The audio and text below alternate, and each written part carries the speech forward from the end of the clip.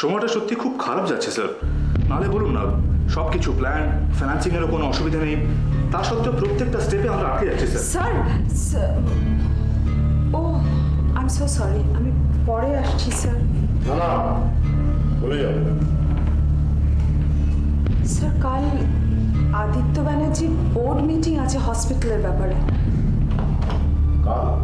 হ্যাঁ স্যার, মানে আদিত্য ব্যানার্জি হসপিটালের ব্যাপারে সমস্ত রুলস অ্যান্ড রেগুলেশনস ঠিক করবে সমস্ত ডাক্তারকে নিয়ে, এবং সমস্ত ডক্টরস যদি আদিত্য ব্যানার্জির সাথে হাত মেলায় তাহলে তো আমাদের পক্ষে ল্যান্ডটা ফিরে পাওয়া ভীষণ ডিফিকাল্ট হয়ে যাবে।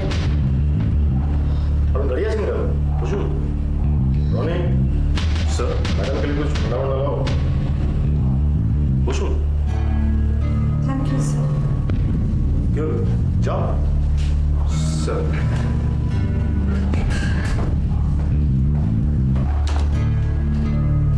আপনাকে অনেক চিন্তিত লাগছে।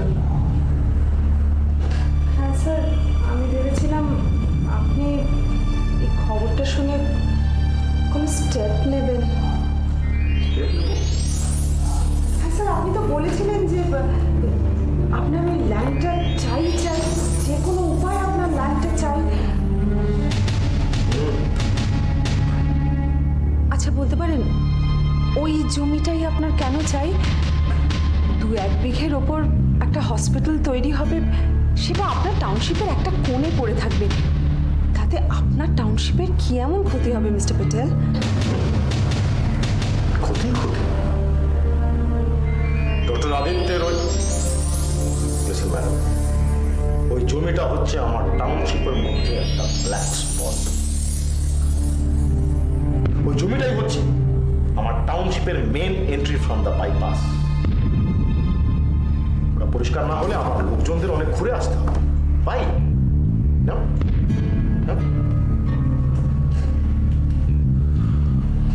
নাকটা এইভাবে ধরা যেত, এখন অনেক ঘুরিয়ে ফিরিয়ে নাকটা এইভাবে ধরতে হবে। যা গেল। আর তাছাড়া জমির দামটা তো উঠবে না, অত ঘুরে আসতে হলে কে দাম দেবে? I understand. তাহলে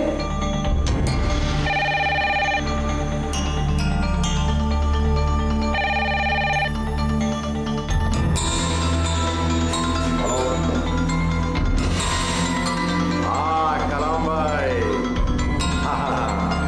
वालेकुम अस्सलाम। हाँ भाई, मैं आ रहा ना। हाँ, वो मैं कल परसों में डेट फिक्स करके आपको बता दूँ। हाँ भाई, बस आपकी दुआ है, सब काम खैरियत से चल रहा है। हाँ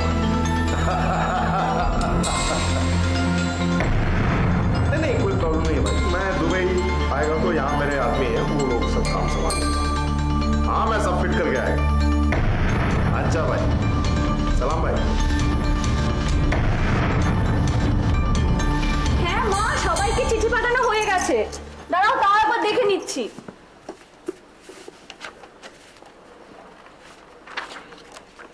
না, নেই মা, ভবতোষ বাগচিকে পাঠানো হয়ে গেছে।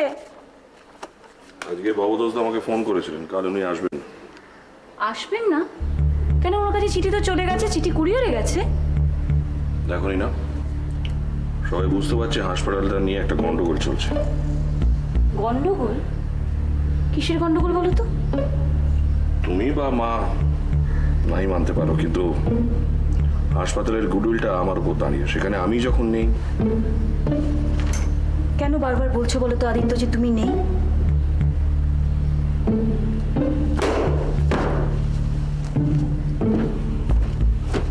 আমি কোথায় নিনা, আমি কোথায়? দেখো, মৈতোষ ঘোষ, ডক্টর সুদিন বড়ুয়া, এরা প্রত্যেকেই বলেছেন কেউ আসবেন না, যদিও মুখে দ্বারা বলছেন যে কাজ আছে, কিন্তু আমি জানি চিঠিতে রমলা ব্যানার্জির নাম দেখে সবাই ঘাবড়ে গেছে। তুমি ওদের কেন বলছো না যে ঘাবড়াবার কিছু নেই? আদিত্য, রমলা ব্যানার্জি তোমার মা। You are very much in this project. কেন ওদের বলছো না আদিত্য? কেন? তুমি নিজেই ভেতরে ভেতরে বেঁকে বসে আছো, তাই জন্য সবাই তোমাকে ভুল বুঝছে। ইনফ্যাক্ট তুমি কিন্তু সবাইকে ভুল বুঝতে সাহায্য করছো। মা কিন্তু আমাকে কম অপমান করেননি। ছেলে হয়েও তুমি তোমার মাকে আজও চিনতে পারলে না আদিত্য। মা কিন্তু কোনোদিন তোমাকে অপমান করেননি। তোমার প্রবলেমটা কোথায় জানো? সেই ছোট্টবেলা থেকে মাকে তুমি কোনোদিন এভাবে দেখোনি, তাই। আরে, মা তো স্বীকারই করতে চান না যে আমি একজন লিডিং কার্ডিওথোরাসিক সার্জন। আচ্ছা, কি ছেলে মানুষই করছো বলো তো? আমি কাল বোর্ড মিটিং এ যাচ্ছি না, বাস। হাসপাতালটা তো তোমার। হাসপাতালটা মা। আদিত্য, হাসপাতালটা তোমার। মা শুধু তোমার ইচ্ছেটাকে ক্যারি করছেন, ব্যাস। নাহলে তুমি আমাকে বলো না, সেটা না হলে কেউ নিজের সারা জীবনের সম্পদটা ঢেলে দেয় একটা প্রজেক্টে? বলো, কেউ ঢেলে দেয়? কাউকে দেখেছো কোনোদিন? যাতে আমার উপর ছুরি ঘোরাতে পারেন। দেখোনি না, আমিও তো কথার মার প্যাচ বুঝি না। আমি যাব না, বাস। তাহলে তোমার সাথে ভবতোষ বাগচি, সুধীন বড়ুয়া, মহিতোষ ঘোষ, এদের তফাৎটা কোথায় হলো বলো তো? কোনো তফাৎ নেই। আমি যাব না, ব্যাস। কাল শীতাংশু বোস বোর্ড মিটিং এ আসছে।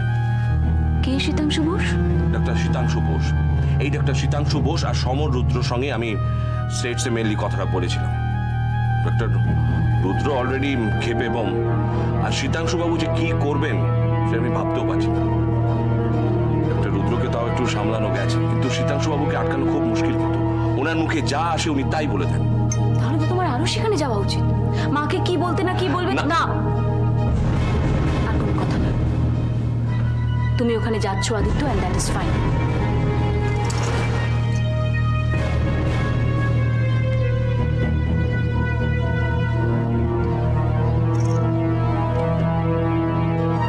তুমি কাল যাচ্ছ।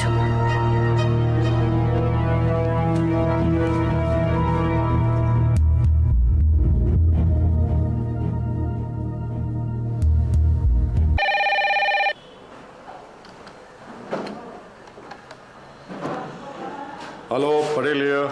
মিস্টার প্যাটেল, বীরেশ দাস। আরে স্যার, বলুন। আমার কি সৌভাগ্য, হ্যাঁ? এতদিন পর নিজে এই অদমকে স্মরণ করেছেন। এসব কি হচ্ছে প্যাটেল বাবু? চারিদিকে কি সব শুনছি? স্যার, ওই ডক্টর আদিত্য ব্যানার্জি কিডন্যাপের ব্যাপারটা তো আপনার বলার সাথে সাথে তো আমি ছেড়ে দিয়েছি। ওটা আমার কথা নয়, খোদ মন্ত্রী মশার কথা। Any problem sir? কিছু হয়েছে? দেখুন প্যাটেল বাবু, এলাকায় দলে কিছু ক্ষমতা থাকলেও আমাদেরও জবাবদিহি করতে হয়। বাবারও বাবা আছে, জানেন তো? হ্যাঁ, জানি। মুঝসে কোই গলতি? আপনাদের দলের লোকেদের হাতে একটি বাচ্চা মেয়ে দিনে দুপুরে মারা গেছে। যতদূর শুনেছি মেয়েটি ইনোসেন্ট। হ্যাঁ স্যার, একটা মিস্টেক হয়ে গেছে। আপনার একটা মিস্টেক আমার কেরিয়ার খতম করে দিতে পারে, জানেন? স্যার, ফুলের দাম তো আমাকেও দিতে হচ্ছে বীরেশবাবু। মন্ত্রী মশাইয়ের নজরে পড়েছে ব্যাপারটা। আমি যা হোক করে কেসটা অন্যদিকে ঘুরিয়ে দিয়েছি, কিন্তু কদিনের জন্য গা ঢাকা দিন। অনেকেই আপনার সম্বন্ধে খোঁজ খবর নিচ্ছে। থ্যাংক ইউ দাদা, thank you for your advice. মনে রাখবেন, খুব সাবধানে পা ফেলবেন। আপনার একটা বেজাল 1,000 কোটি টাকার প্রজেক্ট কিন্তু জলে। নমস্কার। নমস্কার স্যার।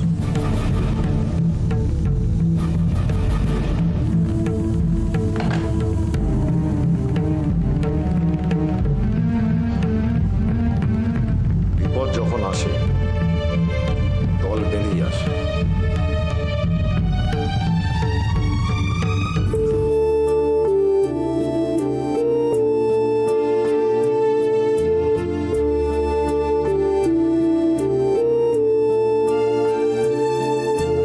মায়া, মায়া, মা।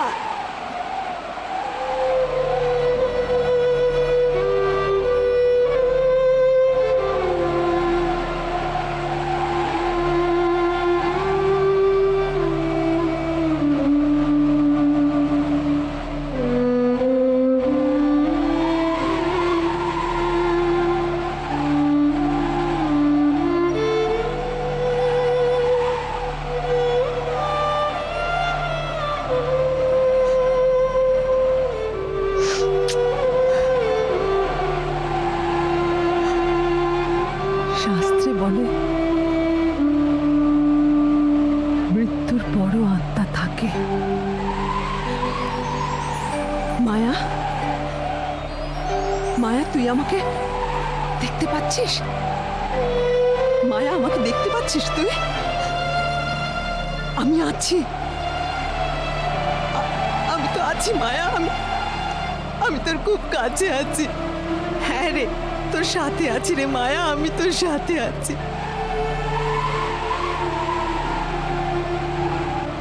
তুই কোথায় আছিস মায়া? কেমন আছিস তুই?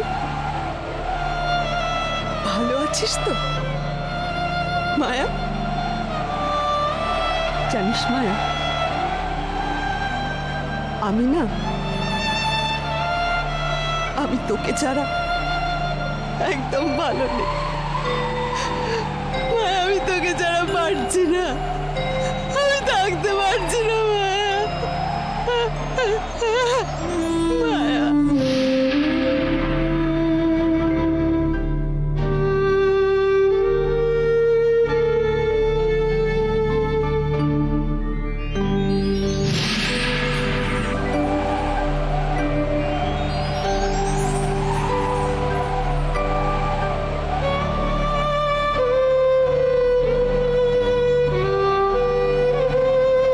অনেক রক্ত পড়েছে,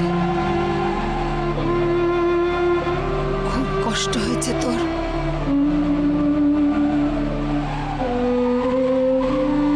গুলিটা আমার জন্য ছিল, আমার জন্য।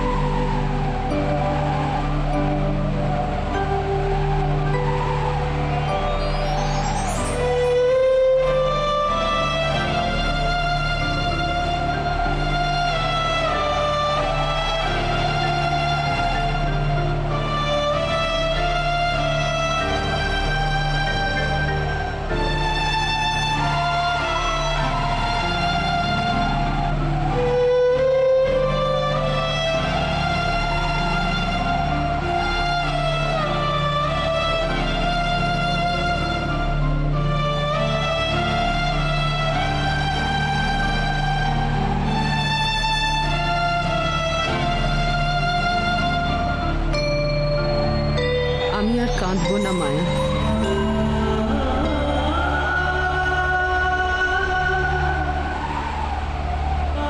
আমি আর ঘরে বসে কাঁদবো না মায়া,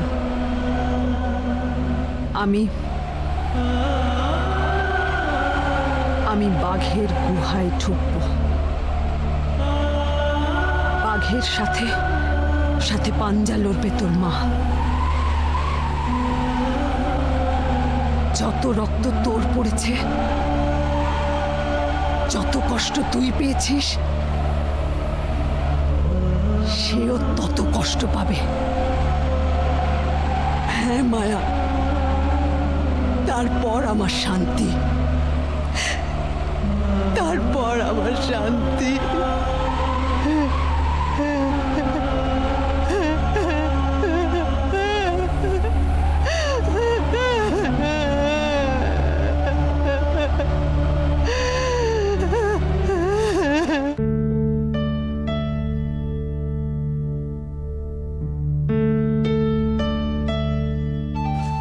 ঝোঁকের বাতাতেই সবকিছু করে ফেললাম।